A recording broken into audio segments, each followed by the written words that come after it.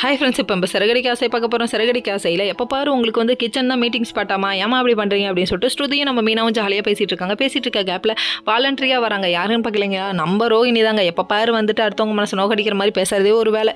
இங்கே இவங்க சும்மா பேசிகிட்டு இருந்தது பெரிய விஷயமாயிடுச்சு. உங்கள் வீட்டுக்கார் இப்படி பண்ணார், உங்களால் கட்ட முடியுமா அப்படி இப்படின்னு சொல்லிட்டு உசுப்பேற்றி விடுது. இந்த பொண்ணு உசுப்பேற்றி விடுதுங்க, அதுக்காக மறுபடியும் சபதம் தான் போட்டுறாதம்மா, ஏமா நீ இப்படி பண்ணுற அப்படிங்கிற மாதிரி ஆயிடுச்சு. இதெல்லாம் ஒரு பக்கம் இருக்க, நீ என் புருஷனை பற்றி பேசினா அவ்வளோதான், நீ என் புருஷனை பற்றி பேசினா அவ்வளோதான் அப்படின்னு சொல்லிட்டாங்க. உண்மைதாங்க, எந்த ஒரு பொண்ணு இருந்தாலும் தான் புருஷனை பற்றி பேசினா விட்டு கொடுப்பாங்களான்னு அப்படின்ற மாதிரி ஆயிடுச்சு. போதும் ரொம்ப சீரியஸாக சண்டை போட்டுக்காதீங்கன்னு ஒரு வழியாக சண்டையை நிப்பாட்டிட்டாங்க நம்ம ஸ்ருதி. அதுக்கப்புறம் சரிப்பா எல்லாரும் கிளம்புங்கப்பா அப்படின்னு சொல்லிட்டாங்க. அதுக்கப்புறம் ரூம் பிரச்சனை மறுபடியும் வருதுங்க. ஐயோ மறுபடியும் புயல் மாதிரி எழும்புது. இந்த ரூமுக்கு ஒரு முடிவு கட்டியாக ஆகணும்னு என்ன பண்ணிட்டாருன்னு பார்க்குறீங்களா?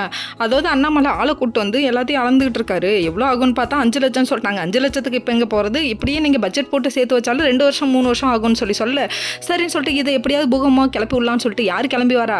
இன்னொரு பக்கம் நம்ம ஸ்ருதி வந்துட்டு அவங்க அம்மாட்ட சொல்கிறாங்க. இவங்க விளையாட்டா சொல்கிறாங்க, அவங்க ஆனால் கேரளத்து பைங்குழி இந்த குடும்பத்தை பிரிக்கணும்னு நினைக்கிறாங்க. அவங்க சரின்னு சொல்லிட்டு ஆன் த வேல ஆப்படிக்கிறதுக்குன்னு வந்துட்டு இருக்காங்க.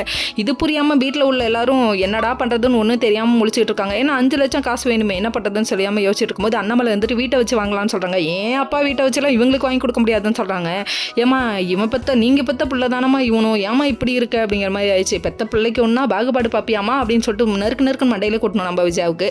எத்தனை தடவை அட்வைஸ் பண்ணாலும் இந்த பொண்ணுக்கு புரிய போகிறதில்ல. இதெல்லாம் ஒரு பக்கம் இருக்க, வாங்க சம்மந்தின்னு வாய் நிறைய கூப்பிடுறியம்மா, வீட்டில் எவ்வளோ பிரச்சனை கிளப்ப போகுதுன்னு உனக்கு தெரியுமாமா அப்படிங்கிற மாதிரி தான் இருக்குது. நம்ம மெயினாக ஒரு பக்கம் சபதம் போட்டுருவாளோன்னு பயந்துட்டு இருக்காரு நம்ம முத்து.